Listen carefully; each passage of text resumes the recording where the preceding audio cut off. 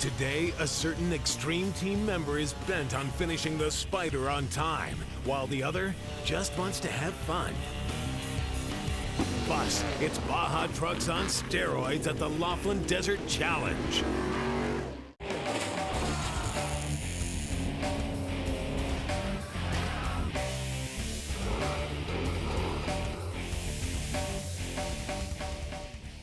Welcome to Xtreme 4x4 and our wicked Poison Spyder Bruiser 8 rock rod.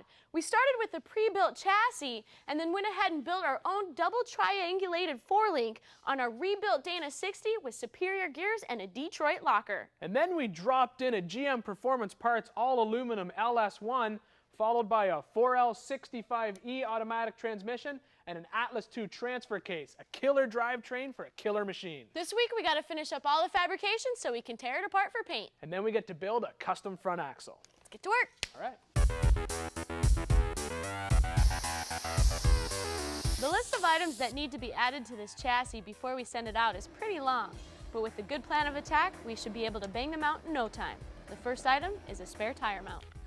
Don't breathe in the galvanized fumes.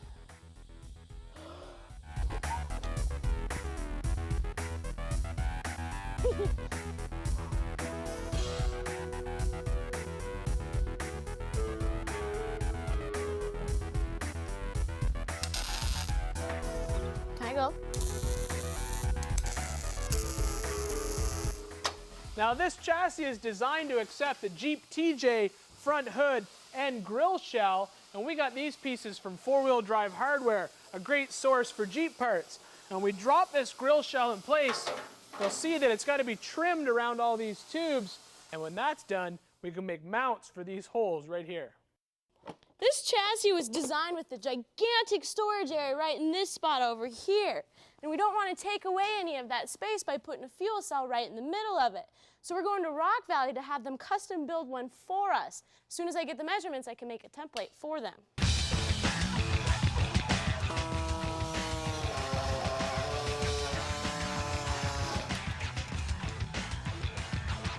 I'll mock up a fuel cell by cutting a template out of this cardboard box. With it in place, I can check the location for our mounting points.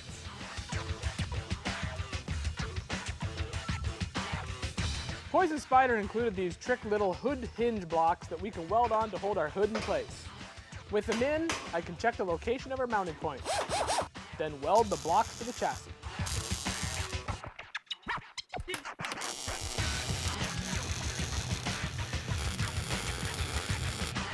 For a radiator, we spotted this little beauty at the SEMA show and earmarked it for this project right away.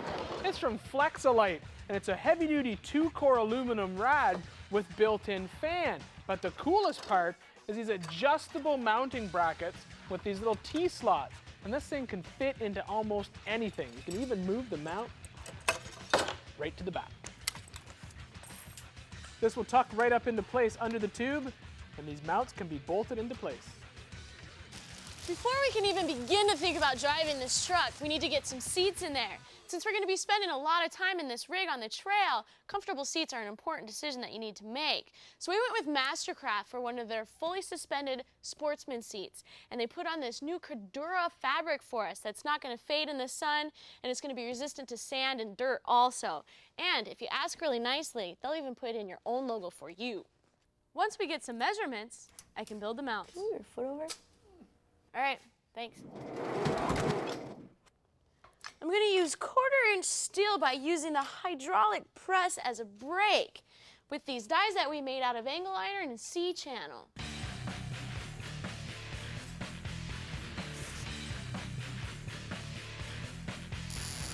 I'll add some corner gussets for strength, measure and drill the holes, and with the sliders bolted on, I can weld the mounts to the chassis.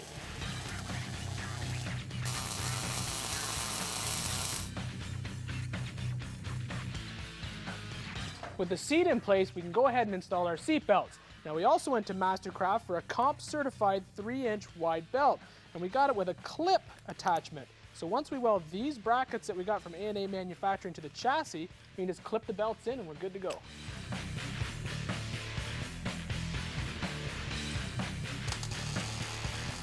For the steering on this monster, we're going to go with a full hydraulic system that we got from PSC. Performance steering components has been in the industry for over 20 years, and we went with their hydraulic crossover system. Comes complete with a pump, a reservoir, the ram, return hose, and even an orbital valve. I'll need to fab up a mounting plate for the valve, tack it into the chassis, then bolt it in.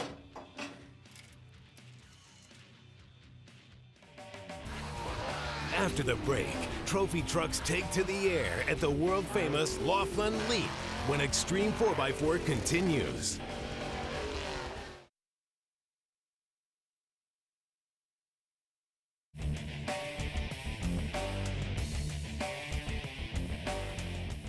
Welcome back to Xtreme 4x4, the show that's all about off-roading. And so far you've seen us build some pretty serious trucks in this shop. Some more hardcore than others, but none as serious as the $1 million trophy trucks that battle each year in Baja.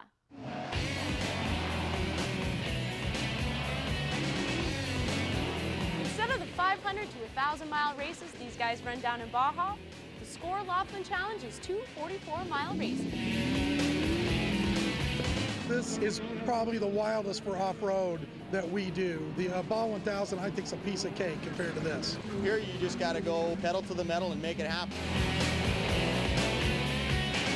When you do the long races, you kind of set a pace so you can be there at the end or at the finish line. Laughlin, you're going 150% from start to finish. This is not for wusses, let me tell you. And you know, the difference between this and a NASCAR event, a hamburger wrapper blows on the track, they cause a yellow flag. Here, it's racing. It's all about going for it, you know, just standing on the gas and making everybody cheer. There's a fine line between running it hard and pure insanity, and these drivers race that line. This is essentially the fastest off-road vehicle in the world. Any other vehicle race in any other series throughout the world has limitations that these trucks don't, and we will slaughter anything that's out there. Almost every male in the whole United States dreams of their four-wheel drive or pickup truck, you know, going out off-roading, and this is just a few levels above that. At a cost of $500,000, these machines do more than go fast. Kicking off the race weekend was the Laughlin Leap, where the fans got a chance to see these machines fly. It's something that everybody comes out and tries to see how far they can make these big pieces of iron fly. If I was in that truck right now, that'd be so rad. It'd be awesome. That'd be really cool just to fly through the air with them. It's like getting shot out of a cannon, let me tell you. From the moment you step on the gas all the way till you leave the lift, it's like you're taking off out of a rocket ship. Not even $3,000 for the winner was enough to convince some drivers. We prefer to save our equipment for the race day. Travis Coyne's 157-foot leap earned him this year's title. We did it, we came through. Just held it wide open, and we got the farthest jump today. Jason Baldwin didn't win the leap, but he doesn't care. It's all about going fast across the desert. Last year, the Californian went fast and won both the Score and Core titles. It was a heck of a year, and our goal now is to try to do the same thing and win some more races. He'll go for the repeat in one of the most advanced racing machines on the planet. What we're racing here is a heavily modified F-150 Ford. The only thing stock about it is probably the sticker on the front grille. With close to 800 horses, his unique suspension allows him to pound the desert at 140 miles per hour. You notice on this truck the shocks lay horizontally instead of vertically, and we've got this big swing arm assembly. What this does for us is it gives us the ability to put the weight where we want it behind the rear axles. Basically just makes the truck go faster and a lot smoother through the big bumps. It's like doing 140 miles an hour in a hovercraft across the desert through 3-foot holes. It's pretty wild. The desert is a brutal place, and to survive and win the Score Championship is bigger than any one driver. You have to have a fast truck, but you have to have a strong truck. You can't have too light of a truck or else it'll break. It takes years and years of development to make these things work right. In order to get that #1 plate, we all had to work together as a team to get it. That's what it's about out here, is working as a team. At Laughlin, Jason limped to an 8th place finish over the 2-day event, but a rough weekend isn't enough to smash this racer's soul. You really have to love what you're doing. And the thing that I love about about this is that you are on the edge a lot, and it's addicting. No matter how you do in the race, there's a real sense of accomplishment there. Those horizontal shocks are pretty snazzy. They are pretty trick. And we have to build a custom suspension underneath our rock rod, but first we need to build the axle to fit under it. So don't touch that dial, we'll be right back.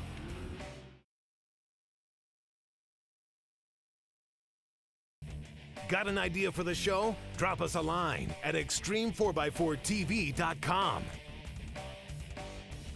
Welcome back to Xtreme 4x4. We finished up most of the welding on our Poison Spyder Bruiser 8 chassis, and now it's time to start dealing with a custom front axle. This axle took a lot of planning and a lot of research to truly become a bomb-proof axle. Because building an axle from scratch isn't as easy as throwing in some lockers, some shafts, and new gears. But the nice thing about doing it this way is not only can we set a custom width, but we can go through the entire axle and analyze every part and eliminate potential weak points. Ready? We started last week by removing the old axle tubes, which will now be replaced by these 3.5 DOM half-inch wall pieces that we got from Industrial Tube and Steel. We cooled down the axle tubes so they'd shrink, making them easier to press into the housing. At the wheels, we opted for some Kingpin inner Cs. Now we got these from Crane high clearance axles, and they come in multiple tube options, and they're full chrome moly pieces for extra strength. And these things are ready for any custom application. Kingpin front axles are getting harder and harder to find, so by using these pieces from high clearance, we can turn a ball joint axle into a stronger Kingpin style. There you go. And when you start messing with the front axle components, you're going to want to keep in mind the caster angle, which is the relationship between true vertical and the line drawn between the upper and the lower Kingpin. And we're going to put ours at about 6 to 8 degrees positive. Can I have that angle for you? Thank you.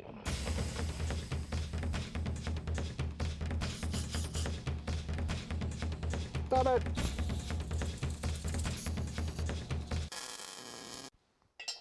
When you're starting with an empty housing like we did here, you have no baseline to determine your pinion depth. So you're going to need to invest in a tool called a pinion depth checker, like this one we got from T&D Machine. It will ensure that your pinion is sitting in the right depth of the housing as it's related to the ring gear, and that'll ensure a good gear tooth pattern when you're all finished. Now this is a pretty extensive tool, and it's not for the amateur, but if you pick one of these up, you're going to be the envy of all your four-wheeling buddies. We're going to be installing a matching set of 513 superior gears on a Detroit locker in the front axle. But these are reverse rotation gears, and you can see that just by looking at the different angles on the teeth. The benefit of having a reverse rotation is that you're going to get your pinion above your axle center line, which is going to give you better clearance and better drive shaft angles. Now some people will take the rear housing, move it to the front, build this multi-million-dollar axle around it, and leave the standard gear set. Now the problem with that is that you're going to have a low pinion, and a hypoid gear is built with a drive side and a coast side. And when you move that power to the coast side, it makes it super inefficient, it's going to starve your gears of oil, and it's going to lead to premature failure.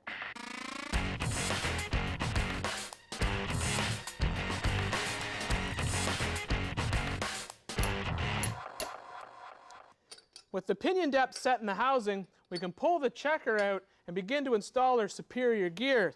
And we've got our shim pack, our dial indicator, and all of our special tools ready, and this takes a lot of work. And if you missed our episode last week on how to set a set of gears up, don't worry, because after the show, if you go to our website, we're going to have a page on there that's going to take you step by step on how to install a set of gears in a Dana 60.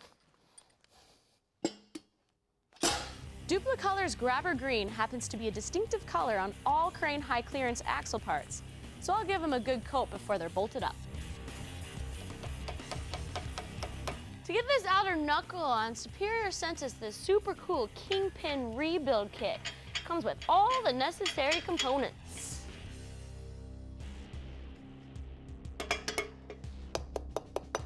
With our spindles in place, we can start planning our brake system. Now I went to Dynatrack and had them send us one of their unit bearing elimination kits so we can run this rotor support and a hat rotor, and then eventually run some multi-piston calipers on this axle. With an almost complete axle, it's time to start measuring for our shafts. And the guys at Superior sent us this form that we need to fill out for all the information needed. And then once that's done, we can send out the information for this axle and our rear axle for a brand new set of 35 spline chrome moly pieces. And when those Superior axle shafts show up, we're going to link the inner and outer with the ultimate and indestructible, and more importantly, rebuildable U-joint from CTM Racing, and then we'll cap everything off with a set of drive flanges from Poly Performance made out of 4140 fully heat-treated chrome moly. And this is going to ensure the ultimate connection between the outer shaft and the wheel hub itself. And then make sure you stick with us through the break, because now that we have an axle, we can actually build a suspension for it.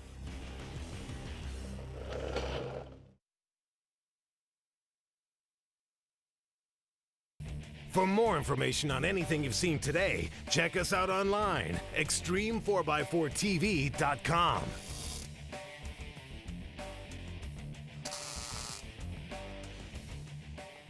Welcome back to Xtreme 4x4. We got our front axle under the chassis, and by using some of the similar suspension geometry that we used on the rear, I can go ahead and start planning out my front suspension. On the rear, we're ready to start installing our new coilover shocks. Now these Bilstein 9100 rock crawlers have a lot of new technology in them. A standard coilover shock requires fast cycling or high-speed movement of the piston inside the shock. Well, these shocks are designed to work under slow-speed movement, which is what you want in a rock crawler. Now we're going to put them together with some Eibach 14-inch 200-pound springs. We got 2 for each shock. We'll set them up in the rear, lower the truck down, check the ride height, move them to the front and do the same. If the front's sitting a little bit lower, we'll pull one 200 out and swap in a 250 and see if that can change. We'll just put it all together with some tabs from A&A.